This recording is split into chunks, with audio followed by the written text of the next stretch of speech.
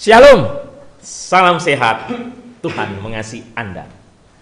Saudara-saudari yang terkasih, dua buah bacaan yang luar biasa. Bacaan pertama dari kitab Kejadian yang mencitrakan bagaimana kisah Yusuf, kisah yang sangat fenomenal, dan juga dari bacaan Injil Matius bercerita mengenai perumpamaan penggarap-penggarap kebun anggur.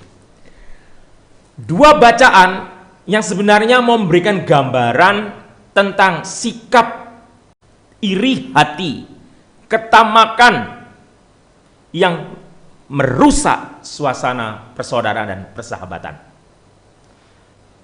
Anda bisa bayangkan kisah Yusuf, iri hati dari saudara-saudaranya, melahirkan kebencian, melahirkan sikap untuk membunuh, mengerikan. Dan perumpamaan yang digambarkan Yesus dalam Injil Matius mengenai penggarap-penggarap anggur yang menjadi tamak, yang menjadi rakus, yang menjadi kejam, menjadi jahat, menjarah, merampas kebun anggur, bahkan sampai bukan hanya membunuh utusan dari tuannya, tetapi juga malah membunuh sang putra dari tuannya. Saudara-saudari, betapa mengerikannya iri hati yang bisa berdampak merusak hubungan persaudaraan. Saudara-saudari, wow, pesan yang luar biasa untuk kita. Satu hal, saya selalu diingatkan, selalu ingat apa yang dikatakan ibu saya, almarhum ibu saya. Ibu saya mengatakan apa? Jabatan, pangkat, status, ataupun ada yang ada di dunia ini adalah titipan. Nah, kabeh iki mung titipan saka Gusti.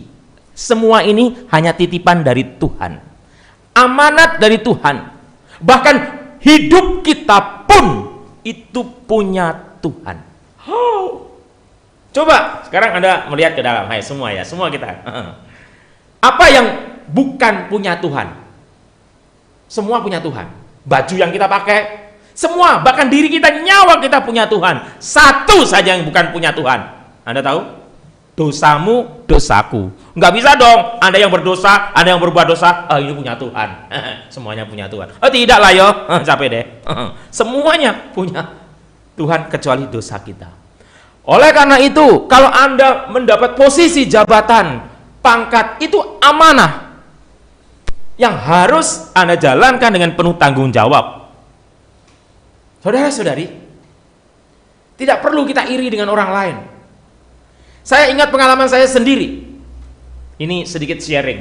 Mungkin di sini yang ikut misa ada teman-teman saya yang satu sekolah, mungkin tahu siapa itu Lulus Widodo itu. Waktu seminari menengah. Anda tahu?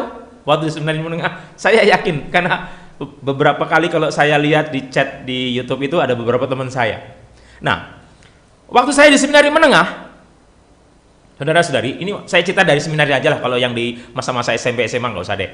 Yang seminari menengah, waktunya nggak cukup, perlu 2 semester, saudara-saudari. Ya, waktu di seminari menengah, saya ini kan begini-begini suka nyanyi, saudara-saudari. Nyanyi saya, meskipun suaranya antara fals dan serak gitu. Pastor Cornel ketawa itu, antara fals dengan serak. Nah, saudara-saudari, Anda tahu kan fals dengan serak? Ya suara bebek gitu loh. Nah, saya nyanyi. Bayangkan, apakah saya nggak mendapat luka batin yang parah? Waktu saya nyanyi, teman-teman saya di seminari menengah bilang begini, "Hei, siapa yang mainan kaleng itu?" Lah, dikira mainan kaleng, aku nyanyi. Capek deh. Terus, lah saya kan sadar bahwa suara saya jelek. Akhirnya saya itu mau ikut latihan kur. Ikut latihan kur, seleksi. Anda tahu, masuk cadangan bass saja nggak masuk, saudara-saudara. Bass itu suara rendah, cadangannya saja saya nggak masuk. Baru saya mengangkat, kata romonya, saya nggak mau sebut nama romonya. Minggir. Luka batin saya, saudara-saudara. Parah luka batin saya, saudara-saudara.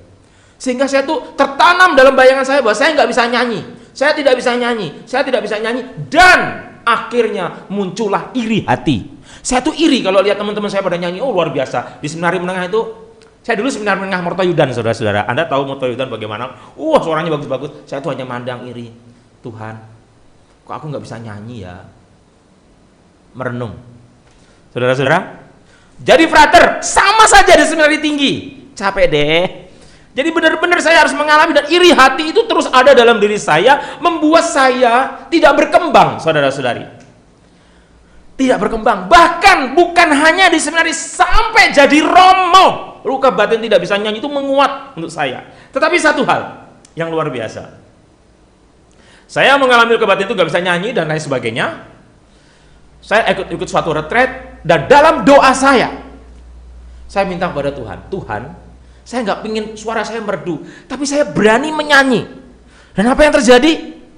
Saya sampai sekarang berani menyanyi. Falsnya tetap, tetapi saya berani menyanyi dan bodoh amat. Et maiorem Dei gloriam.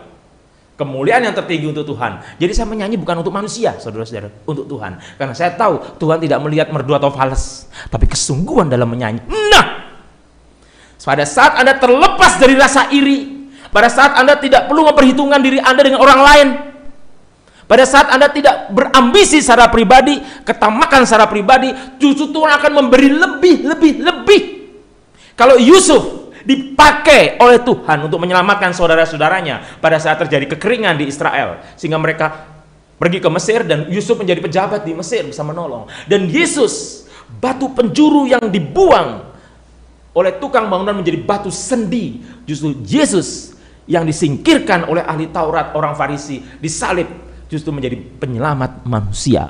Saudara-saudari, pada saat Anda tidak memikirkan diri sendiri, pada saat Anda tidak berorientasi pada saya, tetapi terbuka, open your heart, buka hati Anda, dan singkirkan iri hati, ketamakan, Tuhan akan memberi lebih. Tadi perhatikanlah dari Mazmur tanggapan, ingatlah perbuatan-perbuatan ajaib yang dilakukan Tuhan.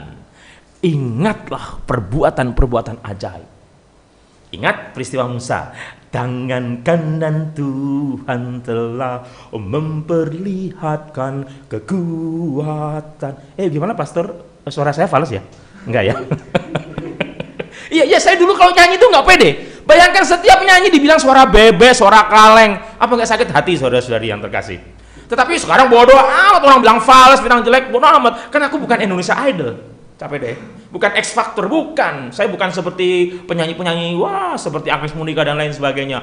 Tetapi satu hal, saya menyanyi untuk Tuhan. Saudara-saudari, dalam kehidupan kita, catat dan garis bawahi, sesuatu itu semuanya itu amanah pemberian Tuhan. Bagaimana kita bertumbuh, berbuah di dalam Tuhan. Bagaimana saya memakai potensi yang ada.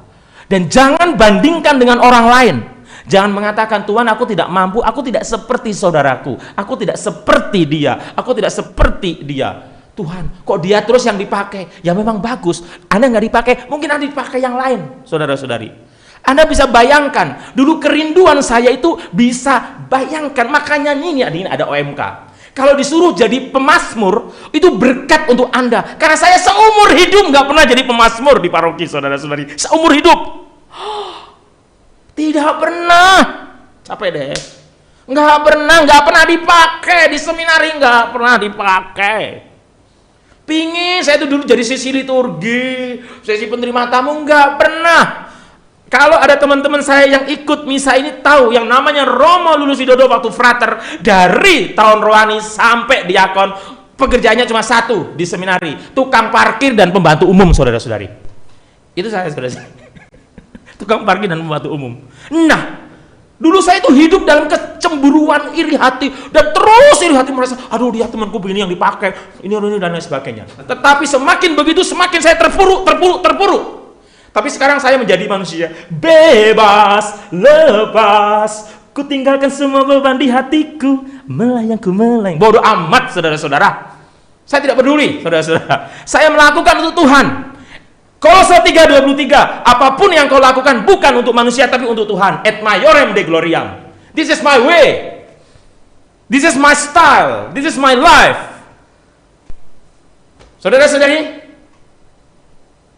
apa yang Anda lakukan untuk Tuhan? Itu yang pertama. Jangan iri. Pesan hari ini, jangan pernah iri. Tetanggamu kaya, puji Tuhan. Kalau Anda tinggal di kampung, tetangga Anda tambah kaya, datangi. Aduh ibu, tetangganya beli TV, beli kursi. Aduh luar biasa, ikut seneng. Aduh ikut seneng. Bu Joko. Nah, apa namanya Bu Joko? Ikut seneng. Bayangkan, orang itu ingin dipuji, pujilah dia. Anda ikut berbahagia dan orang itu akan menjadi teman Anda, saudara Anda. Jangan kalau temannya kaya, naik jabatan, punya pangkat, malah bibir Anda miring ke kanan ke kiri. Korupsi. Saudara-saudari yang terkasih, itu membuat Anda terpuruk. Please deh, percaya dengan saya. Tetapi kalau teman Anda sukses, teman Anda juara, selamat ya, sportif, profesiat, luar biasa. Aku ikut bahagia. Serius ini saudara-saudariku yang terkasih. Bebaskan diri Anda dari iri hati, bebaskan diri Anda dari kebencian, maka Anda akan bertumbuh, berkembang, dan berbuah di dalam Tuhan. Amin saudaraku. Itu yang pertama. Bebaskan Anda dari rasa iri hati.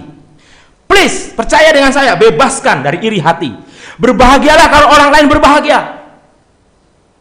Jangan iri hati kalau orang lain berbahagia. Ini pesan pada hari ini. Itu yang pertama, berbahagia melihat orang lain berbahagia. Bersyukur melihat orang lain sukses. Jangan sedih, jangan sakit hati kalau orang lain berhasil. Tetapi bersyukurlah kalau Anda dengar teman Anda berhasil, langsung cepat-cepat di WA. Hebat ya, profesiat. Aku ikut bangga dan bahagia. Saya beritahu, inilah rahasia kehidupan. Kalau Anda memuji teman Anda ikut berbahagia. Anda punya satu sahabat, satu saudara, saudara-saudari. Karena dia akan ingat, pada saat aku sukses, orang itu yang mendukung aku, saudara-saudari. Mendukung artinya tidak iri, saudara-saudari.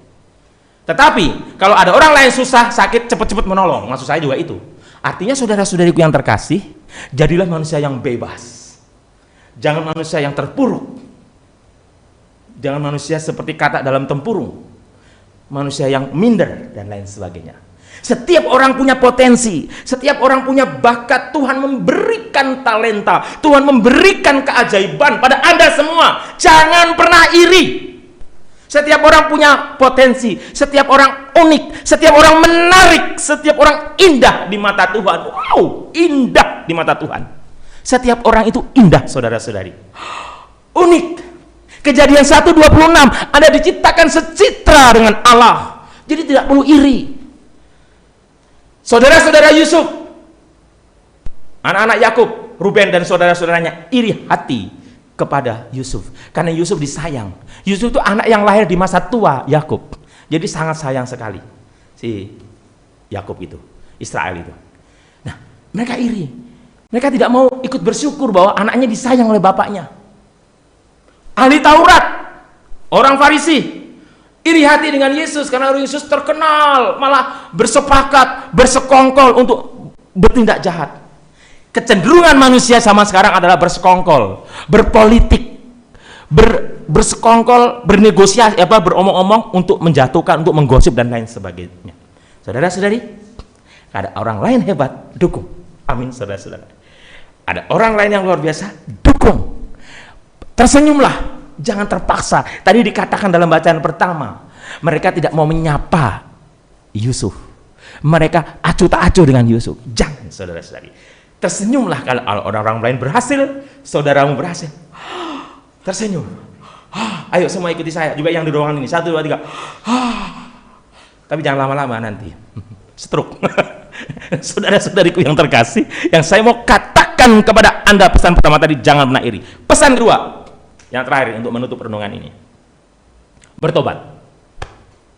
Bertobat. Kalau Anda pertama, Anda rakus, Anda iri hati, Anda mudah jealous, cemburu, bertobat. Ada lagu Jawa, nanti saya terjemahkan, jangan khawatir.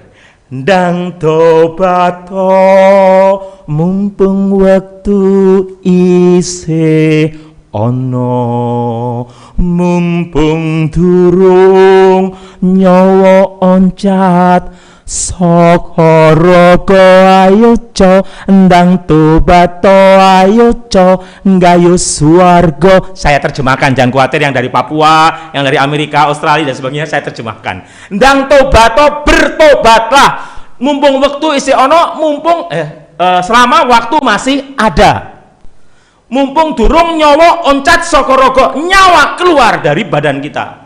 Ayo condang coba to ngeraih swarga, meraih swarga. Saudara-saudara, bagus sekali lagu ini untuk memberikan permenungan pada kita. Bertobat, jangan iri hati, jangan sombong, jangan tamak. Bertobat, mumpung waktu masih ada, kita masih hidup. Ndang tobat to, mumpung waktu isih ono, mumpung turung nyawa oncat saka raga. Ayo co endang tobat to, bertobatlah saudara-saudari. Ini masa prapaskah. Hello, masa prapaskah, bertobat. Jabatan, kekayaan, mobilmu, semuanya itu titipan dari Tuhan. Hello, titipan. Dan jangan sampai hartamu, pangkatmu, jabatanmu justru menghambat dirimu bertumbuh berkembang di dalam Tuhan. Kalau engkau punya bakat, punya potensi, punya kemampuan, punya kekayaan, pergunakan untuk kemuliaan Tuhan. Tolong sesama, bantu sesama, tolong tetanggamu, tolong saudaramu, tolong kawanmu, sahabatmu. Jangan biarkan mereka kelaparan kalau Anda kekenyangan. Saudara-saudari, tolong mereka semua. Bertobatlah, mumpung selama waktu masih ada. Bertobatlah, berkah dalam.